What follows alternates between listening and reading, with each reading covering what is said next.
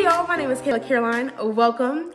Have you ever copied someone's behavior during a conversation or interaction, or had someone copy you and wonder why?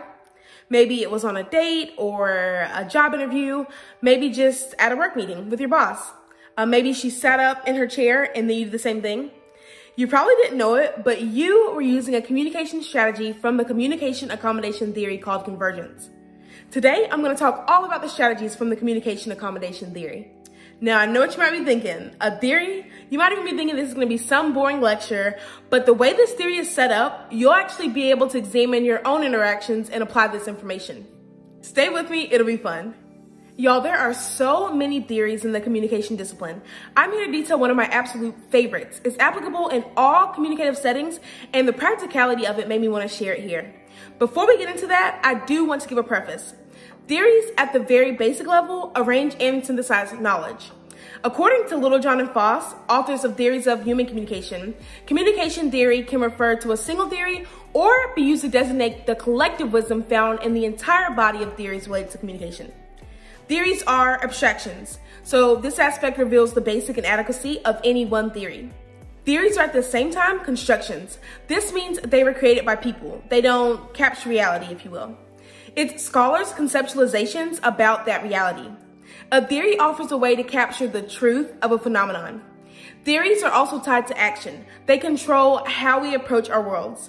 I won't get into too much detail about the dimensions of a theory or how communication scholars evaluate them, but I will say this. Understanding communication theories is a great place to start when entering into the world of communication.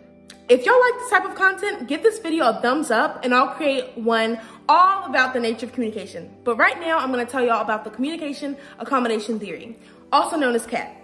CAT is a theory formulated by Howard Giles and his colleagues in 1971. CAT explains how and why we adjust our behaviors to the actions of others.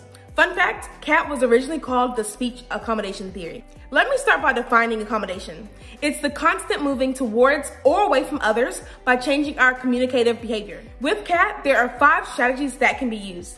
There's convergence, divergence, self-handicapping, maintenance, and over-accommodation. Let's start with convergence. Convergence is a strategy used when you adapt your communication behavior in a way to become more similar to the other person. You'd be essentially mimicking the person. This can be with rate, volume, gestures, accent, really any communication behavior. For example, if you're speaking with someone using a low volume, you'll start to speak at a low volume as well. Let's move on to divergence, which is the opposite.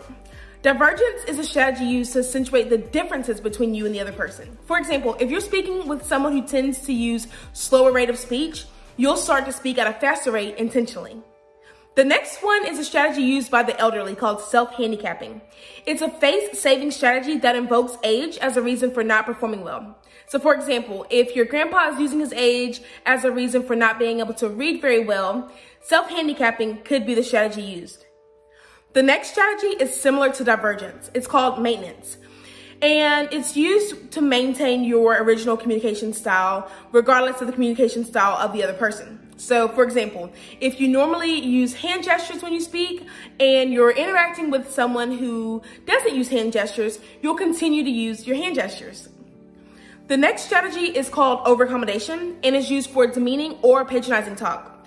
There's excessive concern paid to vocal clarity or amplification, message simplification, or repetition. So for example, if you're speaking with someone who is hearing impaired, you'll speak at an increased volume and slower rate in a way making the other person feel incompetent and probably uncomfortable too. For convergence and divergence, there are motivations for using these strategies, according to this theory. When someone has a desire for approval, they'll use convergence, which usually yields a positive response. When someone has a need for distinctiveness, they will use divergence, which usually yields in a negative response. I just love the practicality of the communication accommodation theory. If you learned something new, give this video a thumbs up and don't forget to click that subscribe button.